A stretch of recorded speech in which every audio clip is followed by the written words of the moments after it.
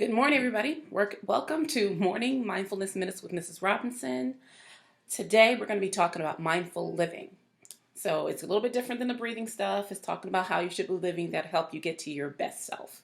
But before we do that, I want us to start with a quote by Primitives by Kathy. She has a whole box of words of wisdom.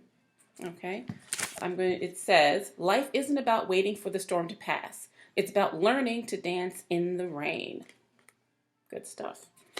Okay, with all that's going on, I know people might be feeling a lot of different emotions, a lot of different feelings, anxiety, fear, anger, depression, a lot of that's going on. So to combat that, I've come up with about 6 steps of things you guys can do to try to make that go down.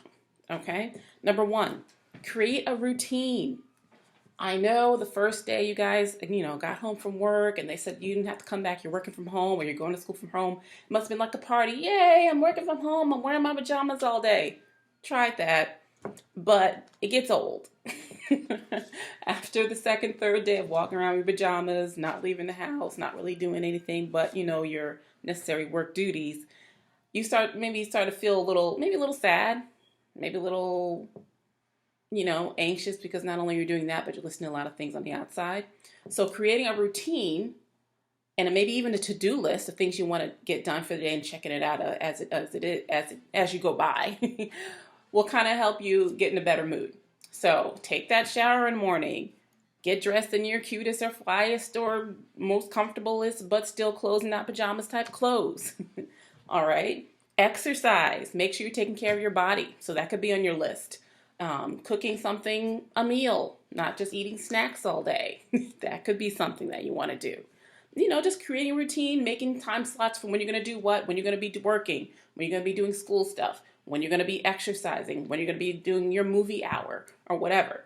Make a routine. All right. Number 2, help somebody else. There's a lot of people out there right now that need some help. Now, I'm not saying you can go out to strangers and all that stuff and do all that stuff. You don't have to do that. But you have family members that might need something. You might have a grandmother or a mother or a father or an uncle or some other person that is not able to leave their home right now. You can go run an errand for them, drop it off at their doorstep, help somebody out.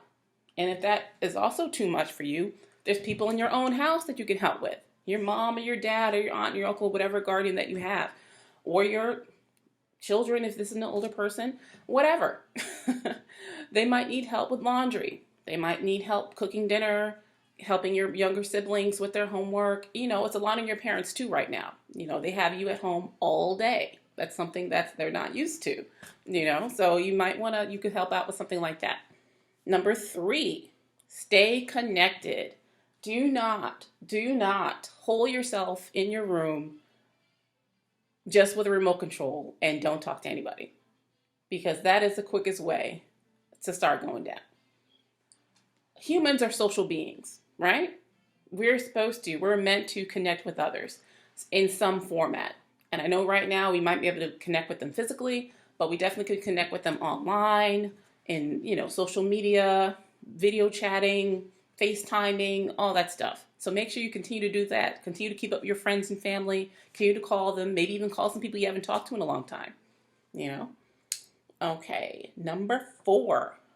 Avoid speculation and look up reputable resources when you're getting information from people. So there might be a lot of things going on. Oh, if you hop around 5 times, do 4 cartwheels, and eat 20 bananas, you won't get it.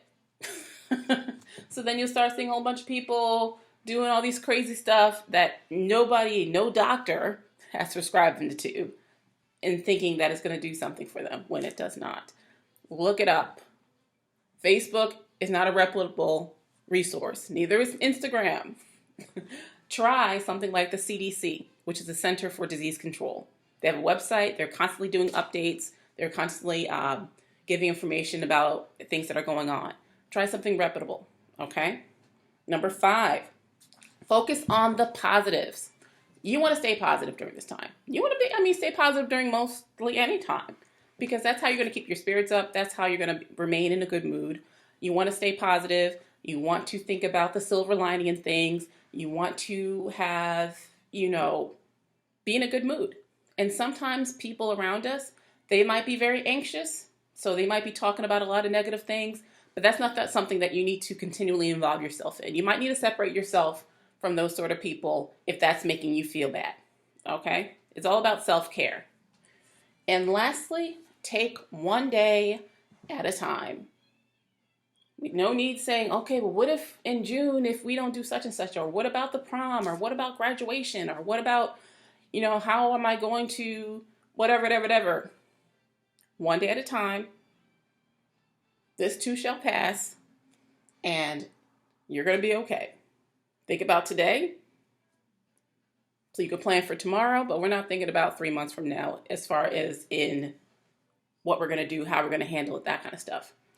Okay, so that is all I have for today. Hopefully you enjoyed my morning mindfulness minutes with Mrs. Robinson, and I'll see you next week.